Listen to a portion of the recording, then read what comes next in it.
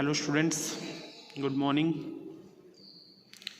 बच्चों, हमारा चैप्टर चल रहा था 10.2 इम्पोर्ट ट्रेड। इम्पोर्ट ट्रेड में हमने 5 स्टेप पढ़ लिए थे पिछली वीडियो में, सेंडिंग लेटर ऑफ क्रेडिट तक। ठीक है बच्चों, अब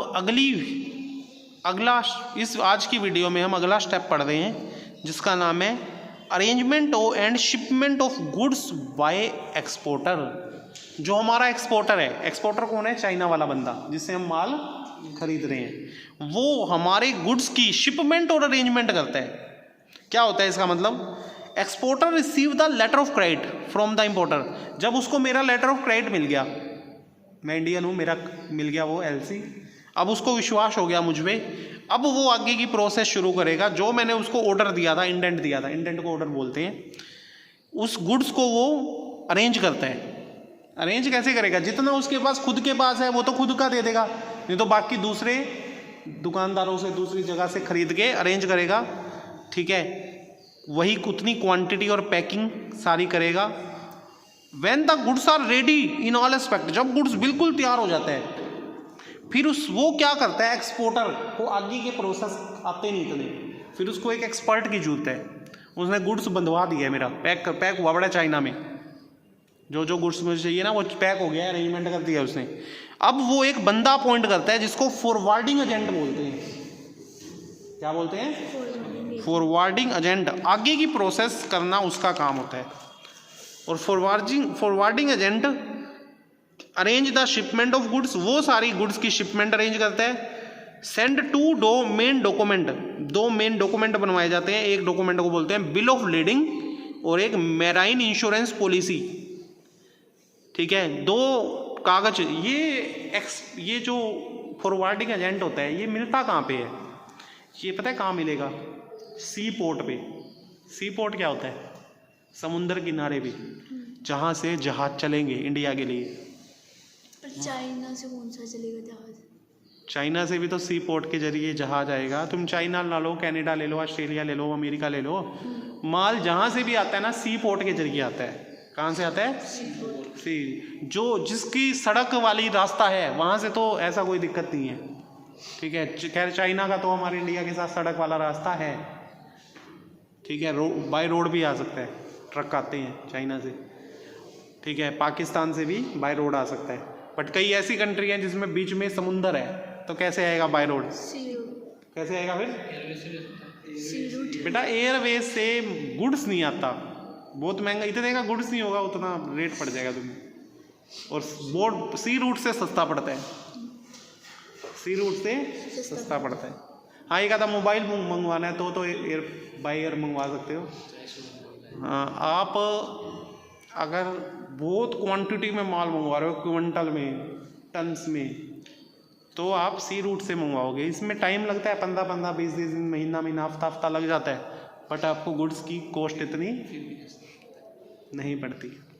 ठीक है, तो बच्चों ये फॉरवर्डिंग एजेंट ये 2 डॉक्यूमेंट बना के, बिल ऑफ लीडिंग और मैराइन इंश्योरेंस पॉलिसी, जो भी गुड्स विदेश जाएगा पहले उसका इंश्योरेंस होगा।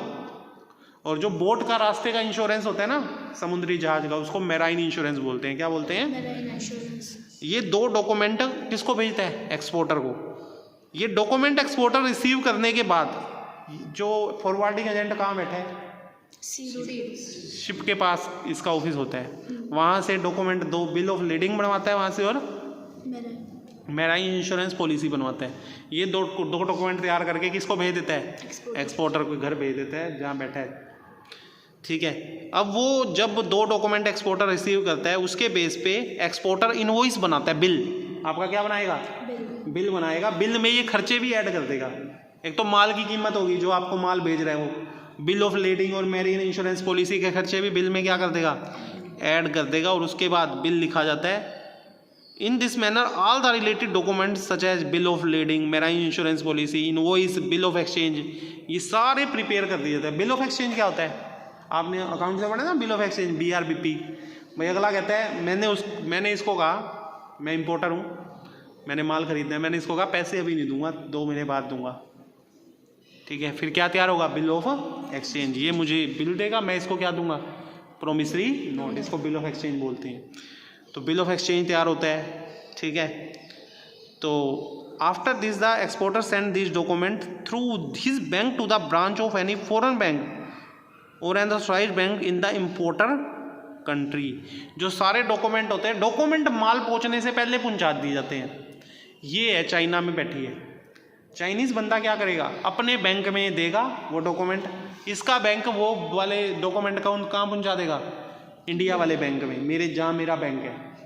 तो ऐसे बैंक के अंदर हमारे डॉक्यूमेंट पहुंच जाते हैं, उस बैंक में पहुंच जाएगा जिस बैंक से मैंने क्या लेके दिया था, एलसी लेके दिया था। Very good. These document are send through bank only, सिर्फ ये बैंक के थ्रू जाते हैं, क्योंकि if there is some term related to payment otherwise they can be send directly to the importer also. अगर एलसी उलसी का प्रॉब्लम है, पेमेंट की प्रॉब्लम है, पेमेंट वाली कुछ कंडीशंस हैं, तो बैंक के थ्रू जाएगा। अदरवाइज आप मुझे, कोई पेमेंट की प्रॉब्लम नहीं है तो आप मुझे क्या कर सकते हो, डायरेक्ट भी सारे डॉक्यूमेंट सेंड कर सकते हो। तो ये था बच्चों क्या 6 पॉइंट। 7th पॉइंट की तरफ आते हैं, ऑब्टेनिंग डॉक्यूमेंट ऑफ टाइटल। बच्चों इस पॉइंट में क्या है, 2 तरीके हैं सारे डॉक्यूमेंट सेंड करने के। इंपोर्टर को डॉक्यूमेंट सेंड कर रहे हैं, पहला, अगर पेमेंट से रिलेटेड कोई कंडीशन नहीं है तो सारे डॉक्यूमेंट इंपोर्टर को डायरेक्ट सेंड कर दो। अभी पिछले पॉइंट में भी ये बात बोली है मैंने, पेमेंट से रिलेटेड कोई कंडीशन नहीं है, अगला पेमेंट कैश कर रहा है तो सारे डॉक्यूमेंट क्या कर दो, ये मुझे डायरेक्ट सेंड कर दे। अगर पेमेंट से रिलेटेड कोई कंडीशन है फिर ये डॉक्यूमेंट मुझे नहीं देगी, कहाँ देगी, बैंक में भेजेगी पहले।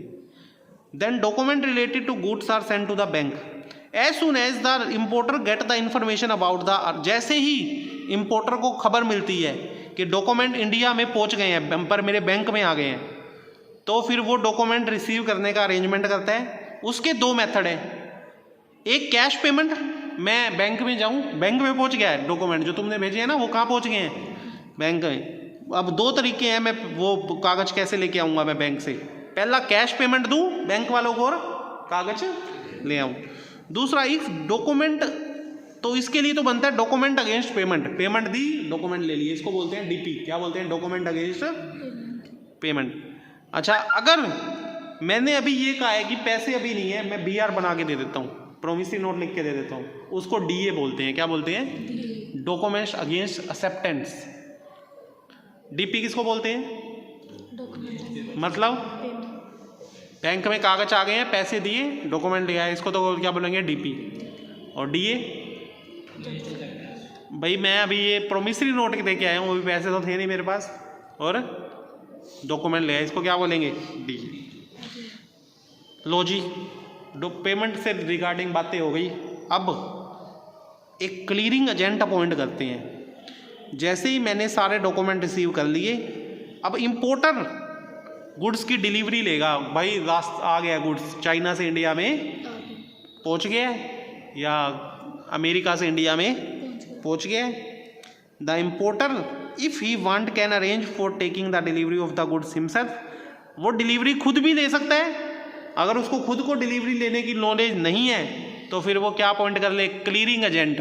क्या अपॉइंट कर ले, वो उसको गुड्स क्लियर करवा के देगा वहाँ से।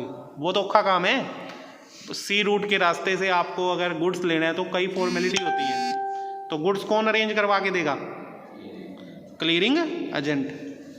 ठीक है, तो क्लियरिंग एजेंट अपॉइंट कर लो, आपको नॉलेज नहीं है तो वो ज़्यादा बढ़िया रहेगा। ये एजेंट इस काम के स्पेशलिस्ट होते हैं। क्लियरिंग एजेंट अपॉइंट करने के बाद सारे काम आगे के क्लियरिंग एजेंट करता है, और आप सारे डॉक्यूमेंट जो बैंक से ले आए थे ना, वो किसको पकड़ा दो, क्लियरिंग एजेंट को दे दो। क्लियरिंग एजेंट की टेंशन है, अब गुड्स वो छुड़वा के आएगा पोर्ट से। जब इंडिया में माल पहुंच गया ना, इंडिया में बोट पहुंच गई है, तो गुड्स अब वो छुड़वा के आएगा। क्लियरिंग एजेंट के क्या क्या काम है बच्चों, ये 9th पॉइंट है। क्लीनिंग द गुड्स कैसे कैसे होता है, पहले होती है पेमेंट ऑफ कस्टम ड्यूज।